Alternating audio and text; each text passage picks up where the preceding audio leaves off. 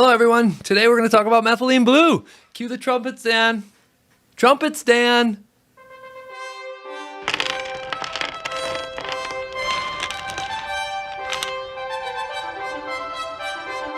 Hi, this is Dane with MD Customer X Pharmacy.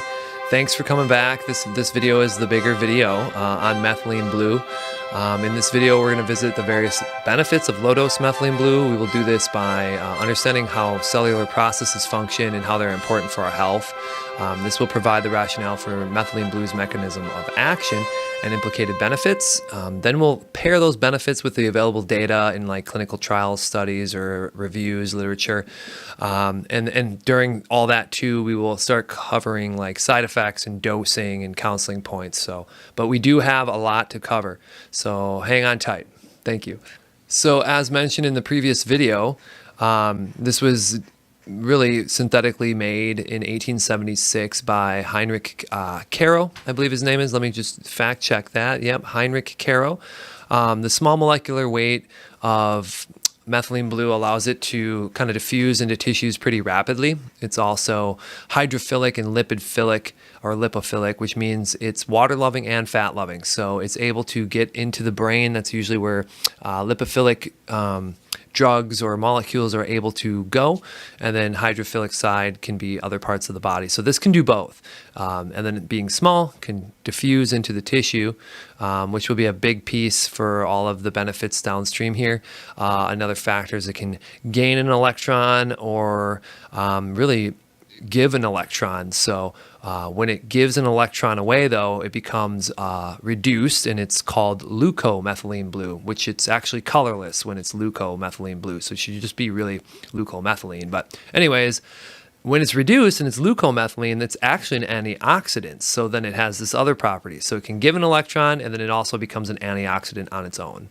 It helps the body as a rescue agent against like cyanide poisoning, carbon monoxide poisoning, malaria, UTIs.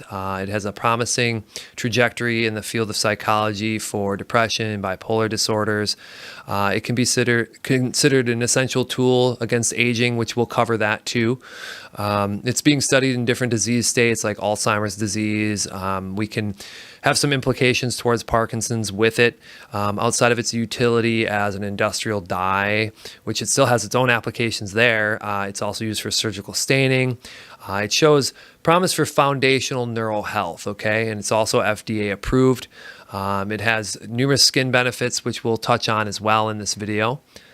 Before we jump into how methylene blue can be so versatile to the human body, we do need to understand to some degree cellular functioning, at least a certain part of it, which methylene blue will be touching on. So our big takeaway for the next section is really what a mitochondria is, and then what necessary things it might need. It won't be all of them, non-exhaustive, but some takeaways from what a mitochondria does, and then that will help us answer some questions about methylene blue, or we'll be able to use that understanding to move forward and really put the pieces together of why methylene blue can be so dynamic for the human health and the health system.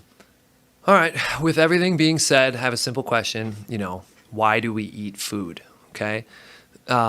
I mean, outside of like the pleasures of like, it's palatable, well, hopefully for the most part, and then the cessation of hunger.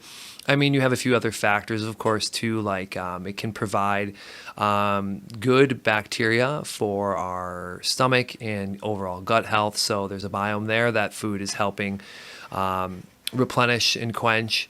But outside of that, too, we use it for energy, right? We eat food to gain energy, but really how we're making this into energy is we're stealing the electrons from this food, okay? And we need those electrons because something called the mitochondria, which is in your cells, in your body, is a little factory that converts a few ingredients, including electrons, which is a big takeaway here, and oxygen, that's another piece it needs, to create something called ATP. Now, ATP, that is an acronym. It stands for adenosine triphosphate. That is what you could think of as the currency of the body. So, I mean, it's what's going to do all the transactions. well established in the biological community. ATP is necessary for muscle contraction, necessary for synaptic signaling, necessary for like intracellular active transporting, so transporting materials from one side of the cell to the other. It's necessary for DNA and RNA synthesis, so really recreating the roadmap for cells to be able to proliferate. There's more. I just don't have it on the top of my head, but understand that ATP is absolutely necessary for the cell survival and our survival, and we can't, the major source we get that from is the mitochondria. Funny side note, believe it or not, the keto diet, if done correct, does produce some level of ATP, which is kind of curious, but that's another video.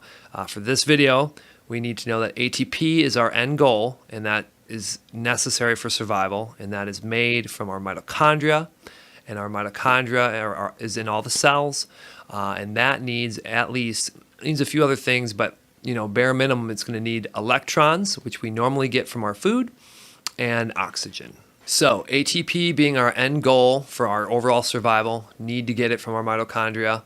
The mitochondria is really good at making these. It does it in the inner mitochondrial membrane, so kind of like this inner membrane part of the, it's called an organelle, which is like, essentially it's like a little factory in the cell.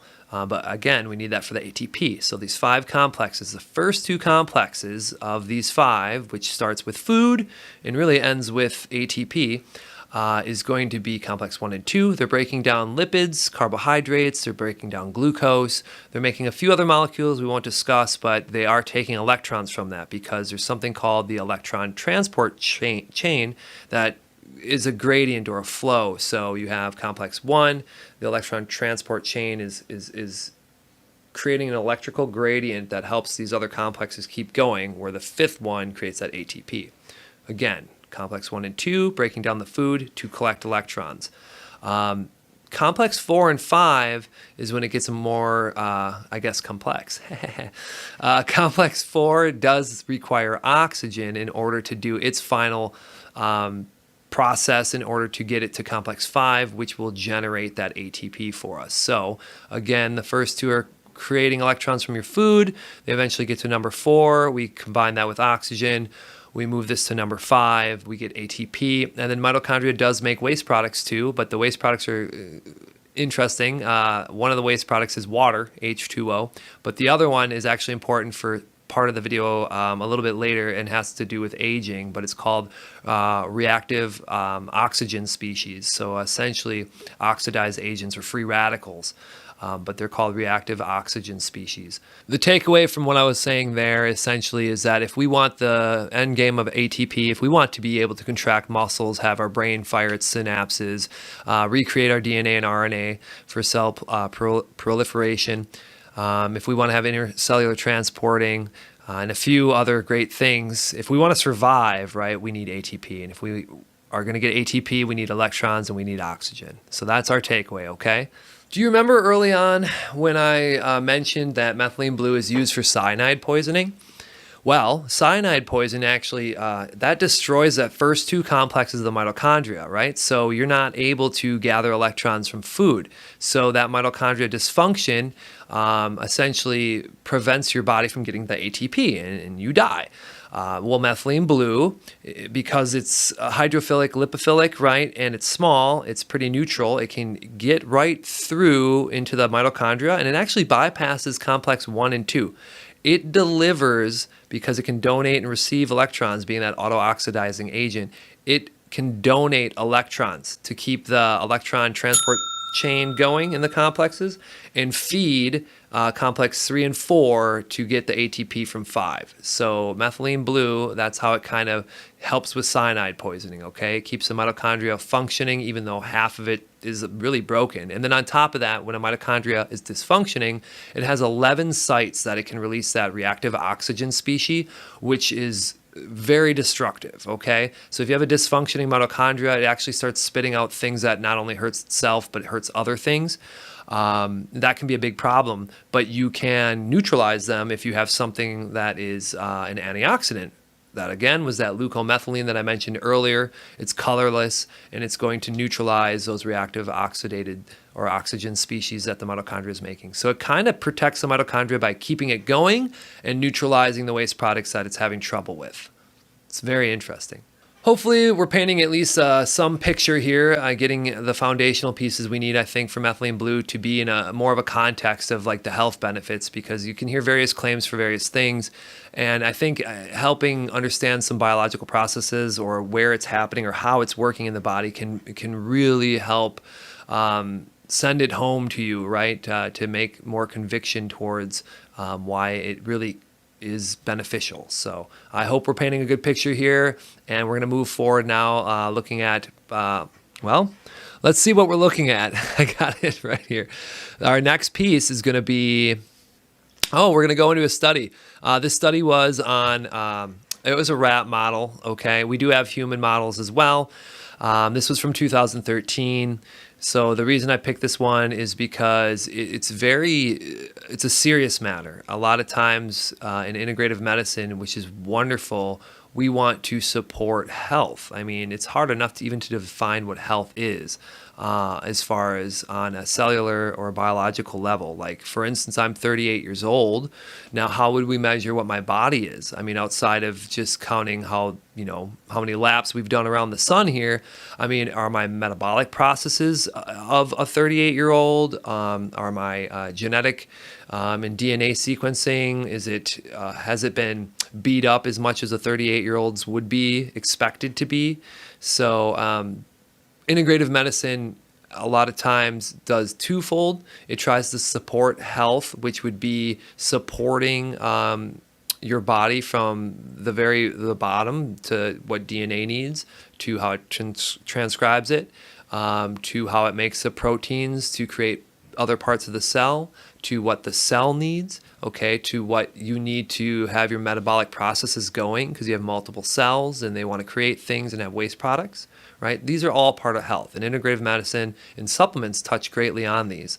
But this study I thought was neat because methylene blue does all of these things I just mentioned, but also like the cyanide poisoning in very acute, serious matters is an unbelievable rescue agent. And here's why. Here's one of the reasons. So this study involved lesions in the brain. So essentially we had, I mean, there's going to be a few words thrown out here, but lesions in the brain or infarcts, it's going to result in dead tissue and hypoxia. So lack of oxygen leading to dead tissue in the brain. It is parallel to a stroke. So if you've had a stroke, or if we can paint a picture of what methylene blue can do in the setting of a stroke, which is a very serious matter, okay? So this study was randomized and double-blinded, meaning the professionals that were reviewing the MRIs or magnetic resonance images of the brains didn't know if it was a controlled group or the group treated with methylene blue. The group treated with methylene blue, it was found that it reduced the lesion size or the infarct volume by 30%, which is pretty significant. All right, I have this little graph here. As seen in the graph, methylene blue also sustained the decreased lesion size over time.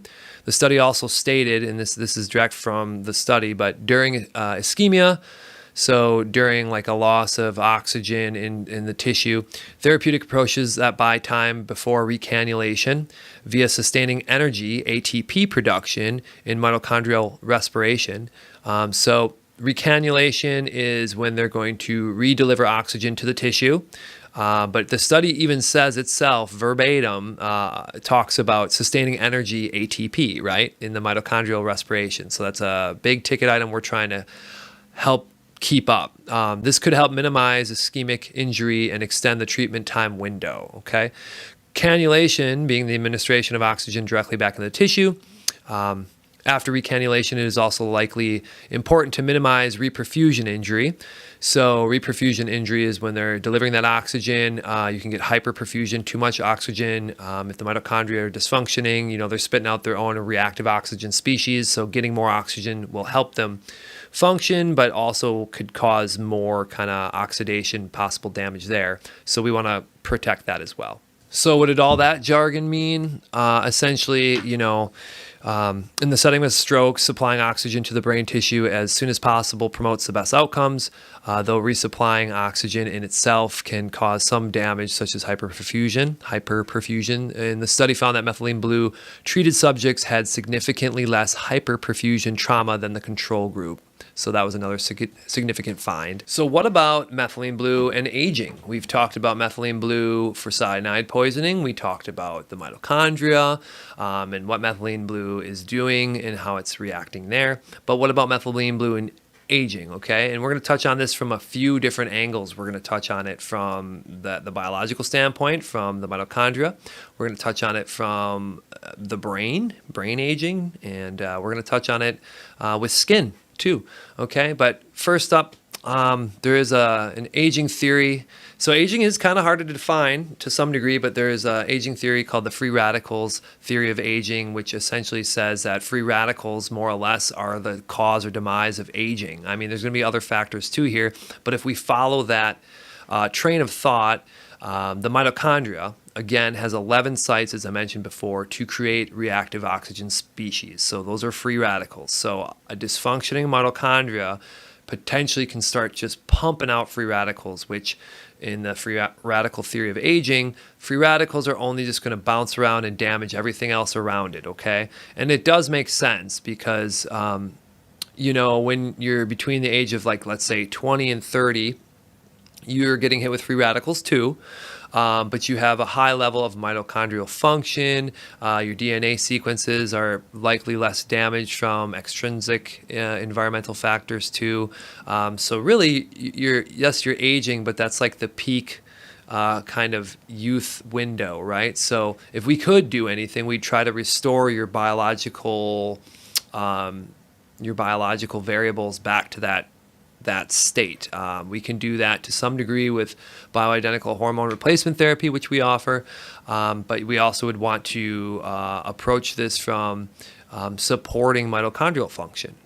So how does methylene blue help with aging? Well, if we go on that theory of free radicals of aging, we want healthy mitochondria, and so we want to soak up that ROS, or the reactive oxygen species. Methylene blue, specifically the leukomethylene blue portion that it gets converted to, will do that. And then the other piece, methylene blue, will be delivering electrons in case there is any mitochondrial dysfunction there. So that's one way it helps with aging as an overall cellular process of aging. Hopefully that made sense. Comment if it didn't. During brain aging, it kind of follows suit that there has been a correlation between loss of ATP and neuronal loss or neuronal death. Remember, ATP being that currency for really cell survival to some degree. I mean, there's a few other pieces that do it, but you need ATP. So you need the mitochondria, so you need it to function well. So they've found that mitochondrial dysfunction, loss of ATP, has been more prevalent in Alzheimer's and in Parkinson's and in just brain injuries overall. There was a study done in 2008 with methylene blue in patients with mild to moderate Alzheimer's disease. Patients were given methylene blue, and there was preliminary data that initially showed an 81% reduction in the rate of cognitive decline in 50 weeks. So taking methylene blue for about a year for people with mild to moderate Alzheimer's, there was an 81% reduction in cognitive decline. That is a phenomenal result. And then it went into phase 2 trials with humans. These are humans. The patients showed improvements in both cognitive and cerebral blood flow. So why would that be important? Well, blood's carrying oxygen. Well, what do we need the oxygen for? We need the oxygen for the mitochondria and a few other things in the cells, but to make ATP, right? And we also need electrons. So just putting all the pieces together here. But it was nice that we have a concrete trial from 2008 showing significant improvement against Alzheimer's, right? That is great. Here's a hot one. I know a lot of people were curious about this. At least on the last video, there was a few comments related to, like, turning into a Smurf with methylene blue in the skin. Now, and curious too, right? Because the leukomethylene blue is colorless, but getting it to stay as leukomethylene blue could be a little tough. but there is a bunch of topical creams out there, and no, you're not going to turn into a Smurf. So, but aging, a lot of times is evident on people's skin, right? Whether we say it or not, we can see it at first glance. You will look at someone and decide if, at least if their skin seems old or not, and who doesn't want better or youthful looking skin? So does methylene blue help with skin? It certainly does. It does it from a variety of factors.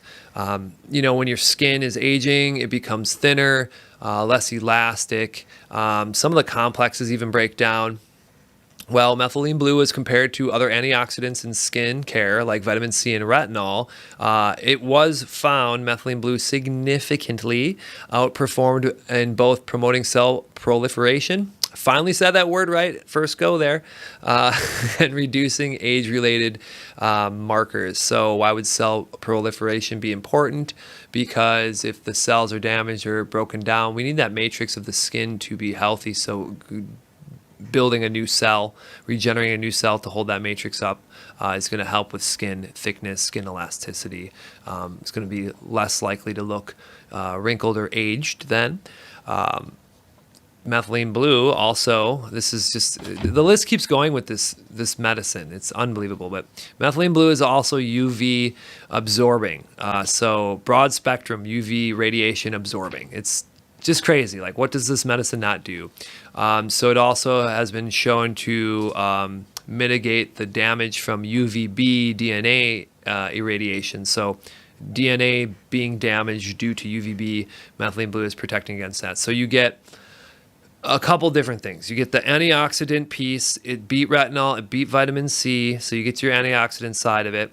You get the support of the cell itself. This, skin is made of a couple different layers, a bunch of different cells in there, all have mitochondria. We need them to be healthy, so promoting cell health from within. And then it's also protecting against extrinsic. So intrinsic aging is the cell just aging on its own. Methylene blue is helping protect against that. Extrinsic is outside factors coming in.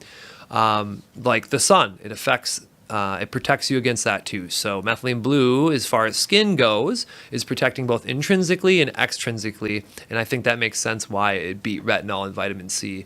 And that link will be down below. It might be a link to a review that has a reference to the study.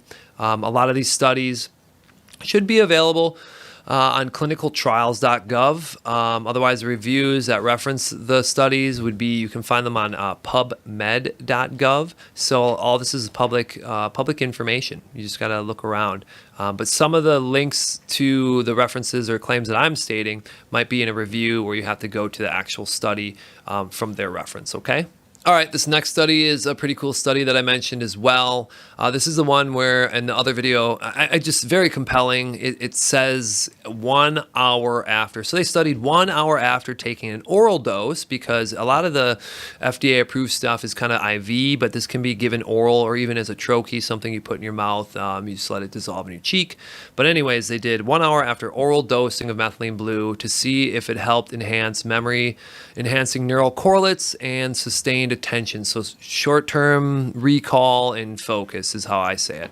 But let's get into that one a little bit here. So this study had a limitation in the sense that it wasn't a big population, or they didn't have a big group, a big size for the test. We call them arms, like a control arm. And but you kind of get that, and they even say that in the test too with MRI imaging. It's hard to get a lot of people because they really have to set up the different arms, control versus variable, in very consistent manners, so there's no lopsided arm. So it was people 22 to 62 years old. They tested them for intelligence to some degree, gender, all the demographic pieces that they would want, and tried to marry the two arms to make them as close to equal as possible. So that was at least something that is helpful, so we can look at the evidence here. And you always want to look at limitations in studies, but this one, although it's small, I think is pretty reasonable. So it may not seem like a lot, but they found that methylene blue was associated with a 7% increase in correct responses during memory retrieval. So that is statistically significant. There's a few other things that were statistically significant, but they have like MRI verbiage for the brain and just a lot of brain terminology. But again, they found 1 hour after dosing it an increase in that short-term memory and focus. And the link to the study will be in our link below. I mean, all this is very compelling stuff, in my opinion. We've talked here now about kind of serious acute situations, cyanide poisoning, lesions, or potentially what a stroke would be like, and how methylene blue can help your time window for reperfusion, can help mitigate damages from reperfusion, can lower the lesions by 30%, how it can reverse cyanide poisoning, how when it comes to skin, it's got UV protection, so it's protecting you from the outside environment for aging, but also from the inside, the intrinsic. How it's doing that, remember, is from the cellular level in the mitochondria. That same kind of mechanism of action in the skin is skin is actually helpful for against brain aging. So it's a neuroprotective agent, because remember, the mitochondria are creating those reactive oxygen species, and the brain actually consumes 20% of the body's oxygen at rest. So your neurons need mitochondrial respiration. So neuroprotective because of what we taught you with the mitochondria. In Alzheimer's disease, for instance, there's this amyloid plaque. It starts as amyloid peptides. Methylene blue is being studied against that too. I talked about a study there, but to go in the weeds, how it's doing that again is through the mitochondria functioning, and it's going to help the mitochondria survive. I guess those amyloid plaques or amyloid peptides, beta amyloid peptides, can get stuck in the mitochondria in Alzheimer's, and that can help to cause mitochondrial dysfunction. So we can see why methylene blue has a good place there too.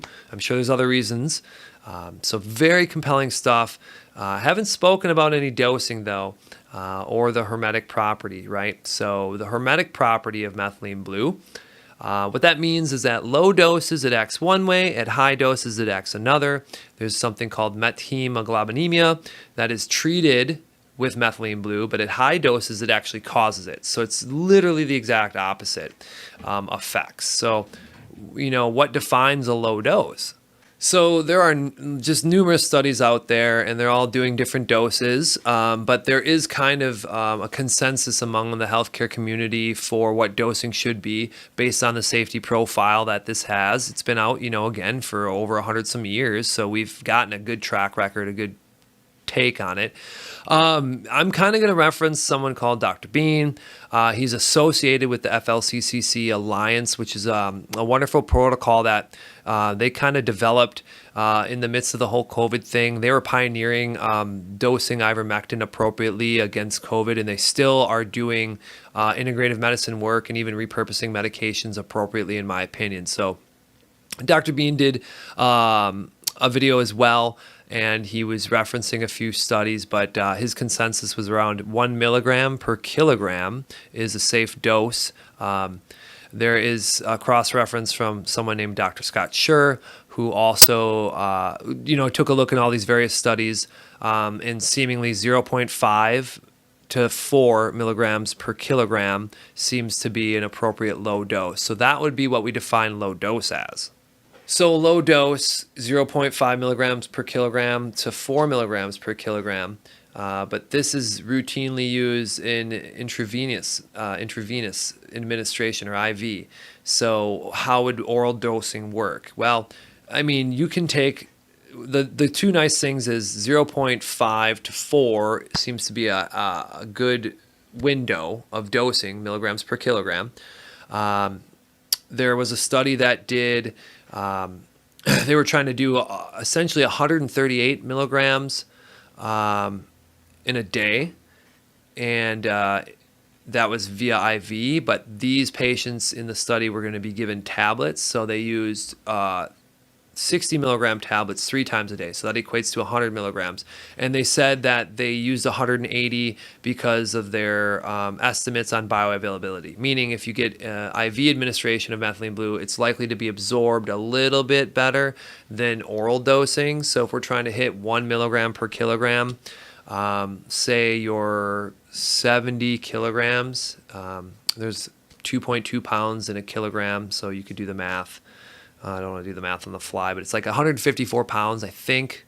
Maybe quote me a comment if my math was right there.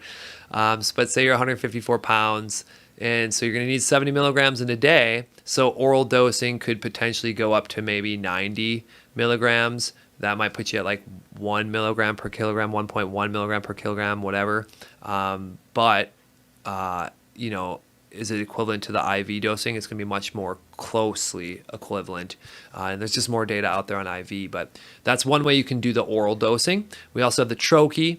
There is a membrane under your tongue called sublingual, which you could put there and get more of it into your system, although some of it's still going to go orally.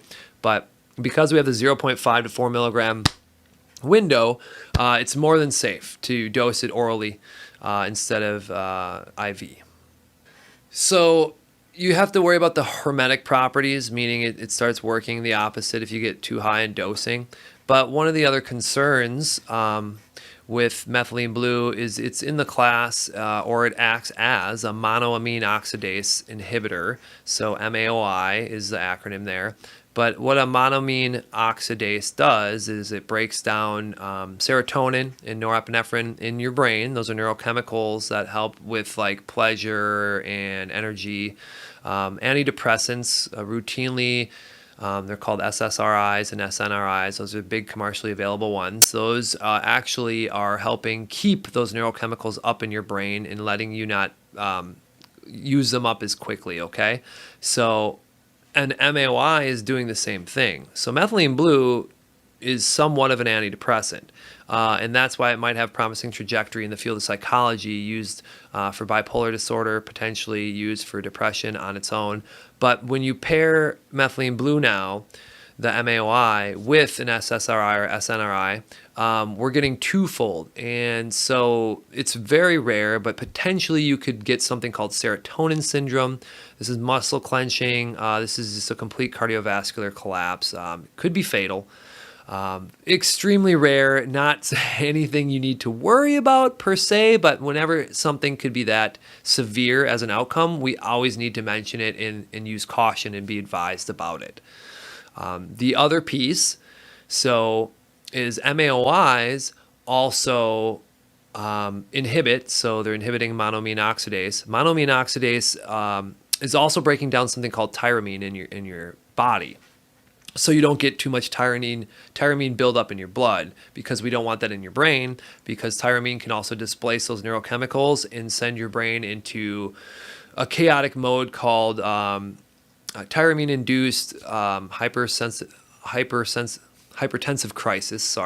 So tyramine-induced hypertensive crisis is kind of similar to the serotonin syndrome. We're going to have a cardiovascular collapse there, but it's not going to be as acute. So in mild forms, it can just be higher blood pressure, but it can get extremely high and lead to stroke or some other poor outcomes, let's say. So how do we mitigate against that? So I'm not saying anybody who's on an antidepressant can't take methylene blue. It would just be something where the provider would want to monitor, starting very low dose, let's say, and then monitoring your blood pressure, right? But then certainly this is the dietary piece. So if you're on an antidepressant and you would want to use methylene blue at a low dose, we need to at least eliminate the foods that are high in tyramine. So this means fermented foods, smoked foods, pickled foods, aged cheeses, sauerkraut, although it would take a ton of sauerkraut to make anything happen.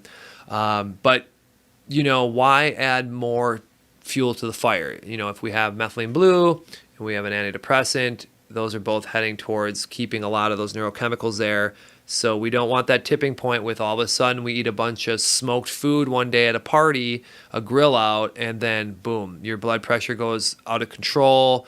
Could lead to a poor outcome. So don't want to scare you, but those would be some of the cautionary things we're going to throw your way about methylene blue. But again, awesome safety profile at a low dose. I still, in my professional opinion, think someone on an antidepressant can still take low dose naltrexone, just needs to be monitored or supervised by a provider. The people that cannot take this medicine, though, would be someone that is pregnant or someone that is breastfeeding or has breastfed in the last 8 days.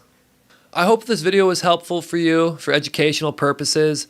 This is not intended to diagnose, treat, or cure anything. I am a pharmacist, but you do need a professional provider to start, stop any sort of medications, okay?